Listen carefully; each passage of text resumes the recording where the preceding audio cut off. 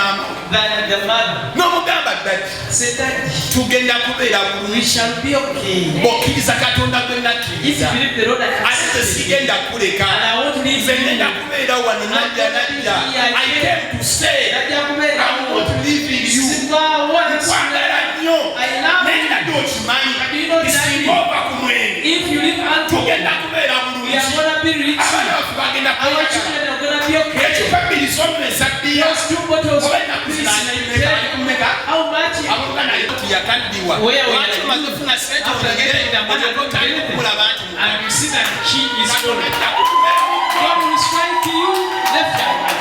mujja babiri wano You come to here, ne mutweyanjulira you introduce yourself, say we respect you, they are married. bwe tubasabira wano I have to pray for you omukisa ne gujja and a blessing comes. omwami akyuka The man changes. omwami akyuka siri levo y'oyo I'm not the level of such a woman. siri levo y'oyo I'm not your level. olina mumezi kikyamu You have kugonga something that you what kind of level you are not omuntu level. yakusimu omuli yakusisawo She has been the one who has been supporting toli you. levo otya We were not ejja level. levo bigiddemu Where lwaki I don't buli think so tebyali level.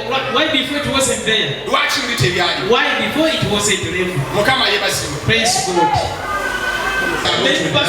okwata ku niidi yonna omuntu gy'alina mu kifo kino waliwo eyazze ng'asse kusinkana gwe waliwo eyazze ng'ayaayaana ayagala omujjuza ekisa kyo ayagala okuwa omwoyo waliwo eyazze ng'akuyaayaanya akwetaaga waliwo eyazze olwa bizinesi ye ayagala ekyuke kabaka wabakabaka leka ekisa kyo mukama kirabisibwe mu linnya la yesu omwana katonda omulamu tukulumisa mukama bwetusaba owulire esaala yaffe tukobola mukama erinnya lyo okanokola kola mukama katonda wange kola buli muntu yenna mu linnya la yesu awuliriza eddoboozi lino era nga yeeteteseza omukolera mukama mukolere webala mwoyo omutukuvu kwata buli ku muntu yenna awulira eddoboozi lyange kwata buli ku muntu yenna awulira microphone ali mu kizibu mutaase mukama ali mu mbeera ebi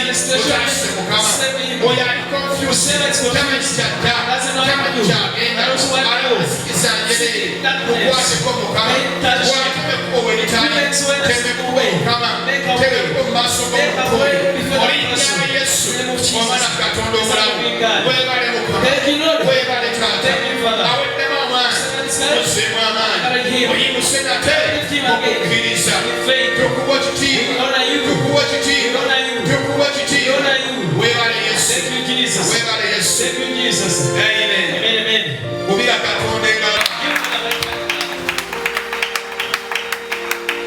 amina kabituleko wansi katonda ebintu byodde botasuubira bodde botasuubira katonda wakyala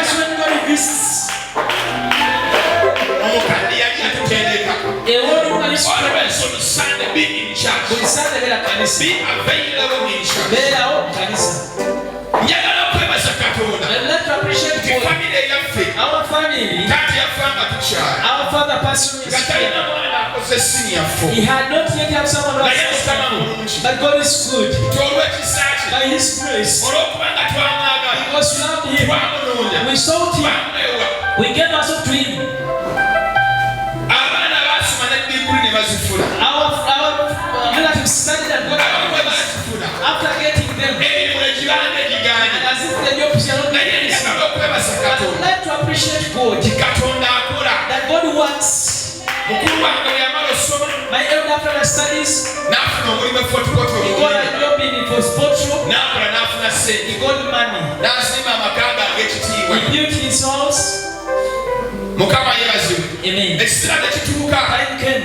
nange mukama n'ankolamu And omulimu also God did a great work in me. ebyange si byakusoma Our minds ebyange byakumuweereza ewakubye banneesiga nnyo mu ssaala They trust Him. buli ekireere bagamba saba Operation. n'olokoka mukama yebazibwe Praise the name of God. singa tewayatula If you didn't confess, bw'oba tonnayatula if you have not yet confessed, tonnalokoka you are not yet born again. kigambe neyimbawo takitegese Say to your neighbor, if you did confess, obulokole twatula salvation you just confess, kati ndowooza okitegedde Now if you capture nti mukwatula that in confession, mulimu amaanyi. there is power. Sande ya leero Today's Sunday, njogera ku maanyi I speak about the power agali mu kwatula, and the confession. amaanyi The power agali wansi w'olulimi lwo. under the tongue. Bayibuli yogera n'egamba The Bible speaks and says nti olulimi lwo, that your tongue, engero 18 Proverbs chapter 18, engero 18 Proverbs 18, chapter Amen. 21, power agali mu kwatula, under confession, amaanyi power agali ku lulimi lwo, under your tongue, amaanyi power agali mu kwogera. in speaking. Bw'obanga obadde tokimanyi If you didn't know nti olulimi lwo that your tongue lulina obuyinza, has power, lulina amaanyi, it has power, lwogera ekintu ne kibeera, speak something, it happens. kiyige leero Learn it eri today. titasoma. biba mu buyinza bw'olulimi. Neyiba tali kitegeera bulungi. The neighbor is not getting it. Kyuka okigambe neyiba wo Tell your neighbor mu lulimi lw'amanyi. in a language you understand. Bw'abanga musoga mukola If it's ekifuna, Musoga Mugambe Mugambe, olina nti okufa you know that in that day, and also if biri ku lulimi lwo. it is on your tongue, Muna. Omugeso mugambe bwo. Tell them this like it is. Bw'amanyi olihuufa Oh, Kimani, that biribulamu it's on your, biri ku lulimi lwo. it is on your tongue. Omuteesa naye Tell kimugambe. them because of that. Ijjanijjo That your Kimani will kimaleeyo kimugambe omuteesa w'abaana waali. if we stay, Omuswayiri kimugambe. tell the Swahili man, Mugambe Omuswayiri w'abaana waali. if it's available, Unajua. ndio bado Kimani, Aha, anajua nini? anajua Kimani tiji, Mulamu, and living biri ku lulimi lwo. is upon your tongue. Osobola okulangirira okufa You can declare death, era n'ofa. and also you die. Osobola okulangirira obulamu You can declare life, era n'obeera bulamu. and you live. Kati Bayibuli Now egamba the Bible says, kyaba kyagala those who love sin, kimalayo ebitiikya kimalema Yabo. n'abo abalwagalya. those who love sin. They are good people. Bantu So she started praying. n'atandika okusaba. As for me, Nti nze I want to be married by a Ugandan. njagala mpasibwe omusajja nga Mukama yeebazibwe. Amen. Esaala gye yasaba The prayers she made n'okwatula kwe yakola and the confession, kyatuukirira. it came to pass. Gamba neyibawo tekyatuukirira tulinayo wano. We are together with her now, say it came to pass. Teyagomba na kubeerayo Tanzania. She doesn't have Tera to okugamba Tanzania. naye mbeera ne Tanzania. I've always been Tanzania. Osanguleyooko ekifo. Maybe I buy a place, Abaana bano kubanga yebukojja tubakolereyoko n'ebintu so ebyo. we'll do some things there. Babeere nga basobola okubeerako mu mawanga So abiri. they can be in two countries. Bagende naye bayige ku Luswayiri. And so to learn some Kiswahili. Naye omulaba nga si kyaliko ennyo. Yes, not bad. Yatuuka mu desine ye e Uganda yamala yamala. Haleluya. Birowooza naye si byalowooza. Bwe yabeera mu kibuga kye kino omukono aweerezerende bw'agendako banyembaale. Desine ye alimu ekyo kye yayatula. Alimu ekyo kye yayogera. Bangamba nga waliwo omusawo South Africa yali agende bw'ejja. Ebisubizo bijja. Oyimirira. Obeera munywevu. Era Katonda akuwa obuwanguzi. Kubanga oli mu kintu kibamusaba. Wanyika omukono gw'ogambe nti kitegedde nze. Kitegedde nze. Mutono. Essaala ebeere nnyingi. Ekifo ky'okubuuza ennyo. Ebibuuzo bibeere bitono. Okwatula kubeere kungi. Essaala ebeere nnyingi. Tebakitegedde kusuma bwangu. Nandewe. Kaaba ennyo. Instead of weeping, Kaaba y'eddakiika 2. weep for like 2 minutes. Osalire eddakiika 3. Pray for 30 minutes.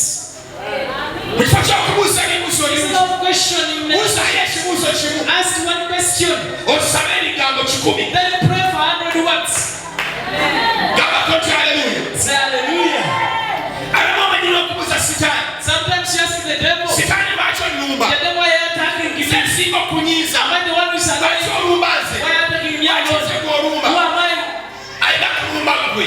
Who is supposed Kubanga to? olina ky'oli. Because you are something. Ayina kulumba ggwe. Yes, to attack you. Kubanga ositudde ekintu eky'amaanyi. You are carrying something that Kyatayagala ositule. that doesn't want to carry. Kyogera neighbor wo omugambe neighbor. Can't you even say neighbor? Neighbor. Neighbor. That devil is attacking you. Sitani akulumba. Because you carry a precious cargo Kubanga olina in your belly. mu lubuto lwo. The devil is attacking you. Sitani akulumba. Because you carry precious cargo. Esaana kumalawo. He is consuming you. Nze olumu nagenda nesijjukira. Sometimes I Ennaga sitaani yammanya. said the devil knew. Born again. Bw'abanga atali mulokola gwa maama. If the one Nawe is n'ogwamaama. Ani agenda okuyamba who will help one another. gwe yamba oyo omunafu. Help the one who is weak. Munzeemu amaanyi. Encourage the weak. Abakazi abatali balokole bakaaba. The insanity. I'm tired of poverty. And also implying the same pain with them. What's the problem with you? Kizibu ki ky'olina. They cry when you are Why do you cry with them? Lwaki okaaba nabo? Don't look like them. You are so different. You have God. You are just not amen. They discuss reality, but yes,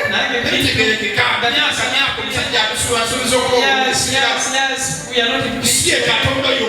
That man is not God. God just to him.